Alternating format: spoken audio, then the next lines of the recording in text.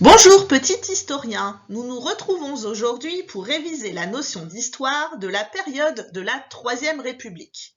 Jules Ferry, la démocratie et l'obtention des nouveaux droits des Français à cette époque n'auront ainsi plus de secret pour toi. Allez viens, suis-moi.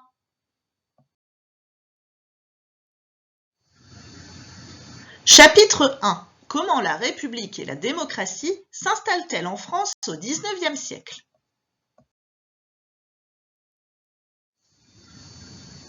Bien avant la Troisième République, différents régimes politiques se sont succédés en France à partir de 1814.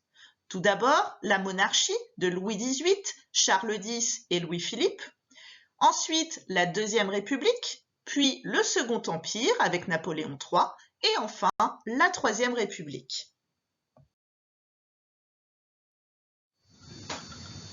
La Troisième République sera proclamée le 4 septembre 1870. Les députés annoncent la fin du Second Empire et donc du règne de Napoléon III.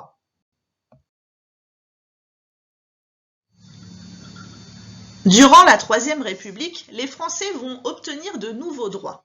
Mais la lutte pour la liberté avait déjà été initiée durant la Deuxième République avec 3 cas flagrants.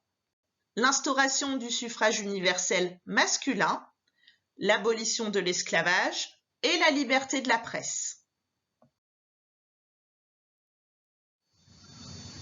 Sur cette représentation, nous voyons clairement le triomphe de la République. En rose, les symboles de la République. Marianne, le glaive, le drapeau tricolore, le bonnet phrygien.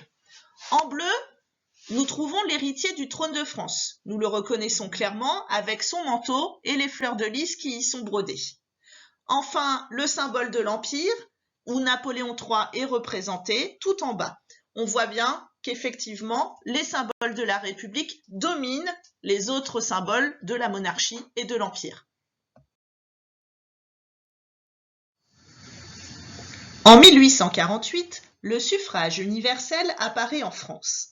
Ici, nous nous trouvons dans un bureau de vote. Les symboles républicains y sont bien visibles, Marianne et le drapeau tricolore. On y voit également des assesseurs qui gèrent le bon déroulement du vote, l'émargement sur la liste électorale, ainsi que le dépôt de l'enveloppe dans l'urne. Mais ne remarques-tu rien sur cette image? Eh oui, il n'y a pas de femmes. À cette époque, il s'agissait de l'instauration du suffrage universel masculin. Il faudra attendre quasiment un siècle pour que les femmes puissent elles aussi voter.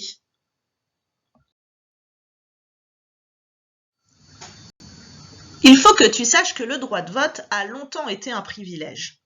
En 1815 apparaît le suffrage censitaire. Seuls peuvent voter les hommes de 30 ans et plus, payant beaucoup d'impôts. Ils ne votent que pour élire des délégués qui élisent ensuite à leur tour les députés. En 1848 apparaît le suffrage universel masculin. Les hommes de plus de 21 ans peuvent voter sans distinction de richesse. En 1944, enfin les femmes obtiennent le droit de vote, non sans s'être battues longtemps.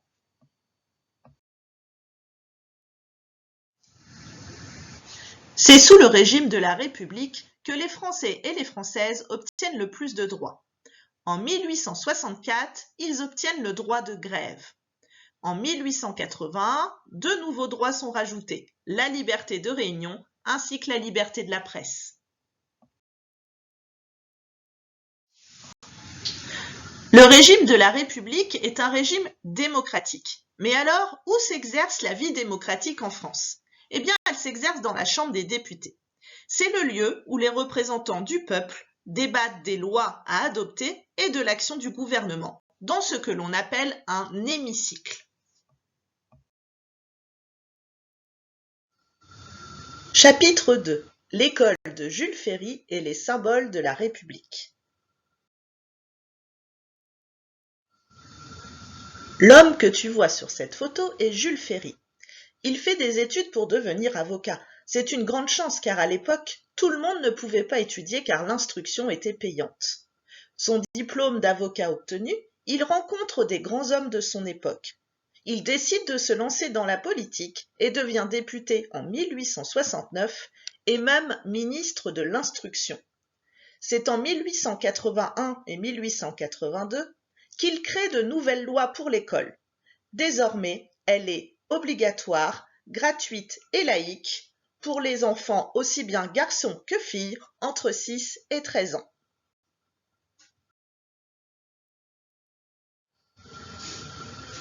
L'attachement à la République à l'école. C'est en 1913 que les instituteurs commenceront à être surnommés les hussards noirs de la République.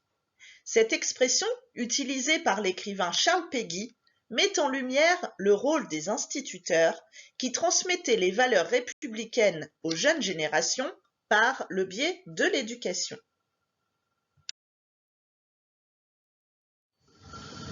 Les valeurs républicaines sont également transmises grâce aux campagnes électorales, les républicains allant ainsi à la rencontre des citoyens. Sur cette photo, c'est Georges Clemenceau que tu vois essayer de convaincre son auditoire. Les valeurs républicaines, ce sont aussi des symboles forts, comme le bonnet phrygien, le drapeau tricolore, le sigle RF pour République française. Tous ces symboles étaient mis en valeur lors de la célébration du 14 juillet. Chapitre 3. La France s'engage dans de nouvelles conquêtes coloniales.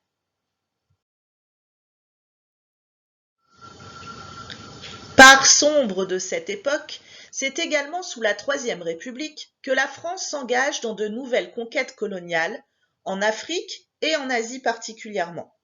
Les républicains, dont Jules Ferry faisait partie, souhaitent que la France dispose d'un vaste empire colonial pour développer son économie, mais également montrer qu'elle est un pays puissant et imposer sa culture à d'autres populations.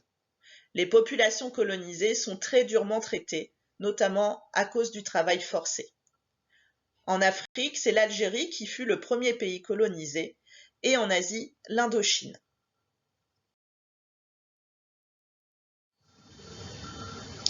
Sur cette carte, tu retrouves tous les pays colonisés par la France, que ce soit en Afrique, en Asie et en Océanie. Tu pourras resituer l'Algérie sur le continent africain et l'Indochine sur le continent asiatique, mais ne pas oublier la Guyane française, la Guadeloupe, la Martinique, Madagascar et tant d'autres. Chapitre 4. Comment les Français ont-ils obtenu de nouveaux droits? Le combat pour l'égalité homme-femme.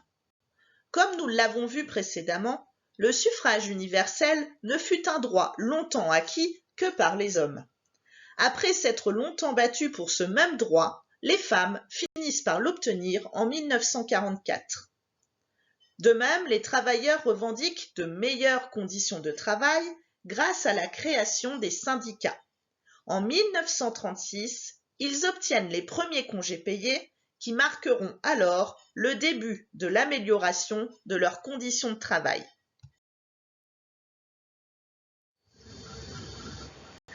Voilà, nos révisions s'arrêtent ici pour aujourd'hui. J'espère que tu as bien compris tous les aspects de la notion qui étaient à réviser. Tu es à présent normalement incollable sur la Troisième République.